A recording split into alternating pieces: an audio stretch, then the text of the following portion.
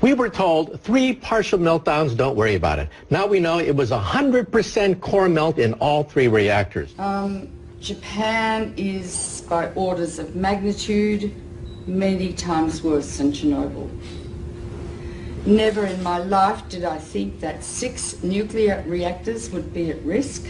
Well, TEPCO is like the little Dutch boy. All of a sudden we have cracks in the dike. You put a finger here, you put a finger there, and all of a sudden new leaks start to occur, and they're overwhelmed. Literally making it up as they go along. We're in totally uncharted territories. You get any nuclear engineering book, look at the last chapter, and this scenario is not contained in the last chapter of any nuclear engineering textbook on the planet Earth. So they're making it up as they go along, and we are the guinea pigs for this science experiment that's taking place. All radiation is damaging. It's cumulative. Each dose you get adds to your risk of getting cancer.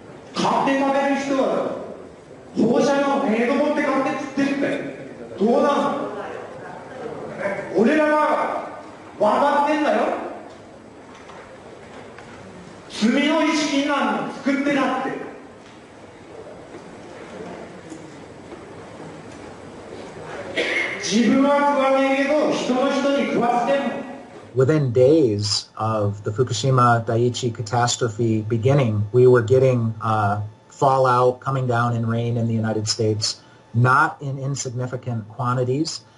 And also, of course, the seafood, not only does the ocean's currents bring the radioactivity this way, but also the sea life itself, the bluefin tuna, migrated from Japan to North America and carried the radioactive cesium in its flesh over here. Wow, not a good time to be eating tuna. The food chain remains contaminated for hundreds or thousands of years, and we'll start seeing lung cancer and leukemia, I think 2 to 5 years from now.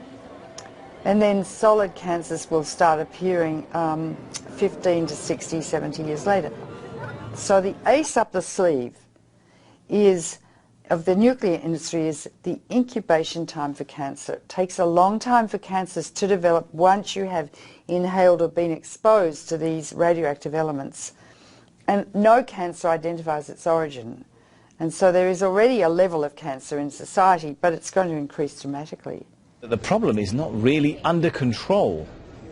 It will not be under control for, it's estimated, between 40 and 100 years from now. There's no way to clean it up. They say 40 years, but they can't clean it up. They can't. And the site's still unstable and vulnerable to natural disasters. If there is another earthquake, a serious one, 6, 7, 8 or 9 magnitude, that would rattle all these 1,060 tanks. It would rattle the damaged cores, spent fuel, whose structures have already weakened.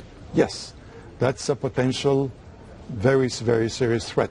Approximately 300 tons of water was filtering through the site until early this month, becoming laced with radioactive materials and then seeping into the sea. Another factor is the ever-increasing amount of water accumulating inside damaged infrastructure. Once it makes its way into reactor buildings, it mixes with radioactive isotopes. For months, TEPCO workers have been pumping up 400 tons of water every day and storing it in tanks on site. There's 1,060 tanks, stainless steel water tanks, that are holding the water which they keep pumping into the damaged reactors and the spent fuel storage pools. From the air, the scale of the problems at Fukushima become clear. The growing mass of storage tanks now dwarfs the plant itself. More than 1 million tons of highly radioactive water is now stored here. But the tanks have been hastily built. They're made of steel plates, bolted together, rather than welded. Last week, workers detected a major leak in one of those tanks. About 300 tons of water escaped, releasing several quadrillion becquerels of radioactive particles. Experts have often pointed out how vulnerable they are to damage. The tanks, though, have been put together very quickly. There's no guarantee they'll last. Their seals are made of rubber, and the joints and bolts are corroding, and they may last not more than 5 years. So the tank farm has grown dramatically, and it's on the hill. Of course, the problem is, because it's on the hill, the water flows down, and if there's an earthquake, all of these pipes are held together with plastic piping, not much different than what you've got on a swimming pool. So the plastic pipe will snap, and that water will just run right down that roadway directly into the ocean. And how long the contamination has been leaking into the water? Very likely since the explosions and the meltdown at Fukushima Daiichi in March of 2011. Wow, that is quite a long time. Now, how much and what sort of radiation is leaking into the Pacific? I know there's all different types, so if you can explain that in a little detail. Well, clearly what we've seen now is the movement of radioactive hydrogen, tritium, which is a mobile radioactive isotope, but clearly radioactive cesium, 134, 137, strontium-90. We're seeing a full range of radioactive contaminants now moving, which indicate that the damaged cores of these reactors, the meltdowns themselves, are now contributing to the contamination of the Pacific Ocean and groundwater that's moving at about a rate of 300 to 400 metric tons per day. So the radiation has been leaking into the water and polluting the fish continuously for the last 2 years. Radioactive iodine-129, its half-life is 17 million years, plus strontium, plus cesium, plus tritium, and I could go on and on and on. If it gets into the sea, the algae concentrated hundreds of times, then the crustaceans concentrated hundreds of times, then the little fish, then the big fish, then us.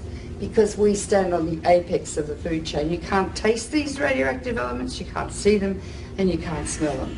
They're silent. This graphic shows the gradual contamination of the Pacific Ocean due to leaks of radioactive water from the crippled Fukushima nuclear plant in Japan. The simulation, which was run by a German Marine Research Institute, shows the entire Pacific waters being polluted by radioactive water in just 6 years. The fuel core of Unit 4 at the Fukushima Daiichi nuclear plant. More than 1,500 fuel rods sit in a damaged storage pool 30 meters above ground.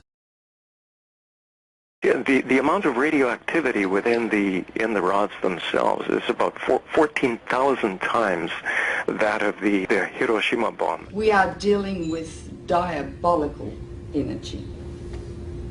E equals mc squared. It's the energy that blows up nuclear bombs. Einstein said, nuclear power is a hell of a way to boil water. They need to remove those fuel rods from the pool because if there's another earthquake, Building 4 would go down probably, and all those fuel rods would be exposed to the air and they would burn. And they would release 10 times more radiation or cesium than was released at Chernobyl, huge amounts, and pollute much of Japan and the Northern Hemisphere. So we're in a nuclear crisis at the moment. If there's another earthquake and Building 4 collapses, which contains the cooling pool with fresh fuel, I'm going to evacuate my family from Boston. So they've put a crane on top of that building, which is shaky anyway, and they're going to lift the fuel assemblies out one by one with the crane, and it will be done manually. Normally, those rods are removed by computer control with millimetres to spare. It's a very delicate operation. The fuel rods must be kept submerged and must not touch each other or break. Nuclear experts warn any mishaps could cause an explosion many times worse than that one here in March 2011.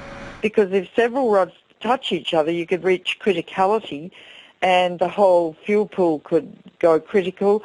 Or if the rods break as they're being lifted out, large amounts of radiation would escape from the rods and the area would have to be evacuated, meaning that if the area is evacuated, the continuous operation of cooling 5 spent fuel pools and 3 melted cores would stop. Need I go on?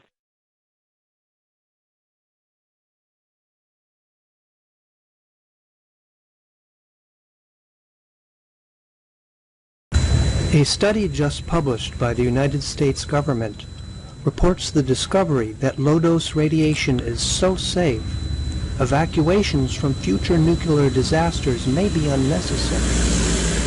If another event like Fukushima occurs, the public could be allowed to live in the fallout zones, spared from the inconvenience of relocation and compensation for damages.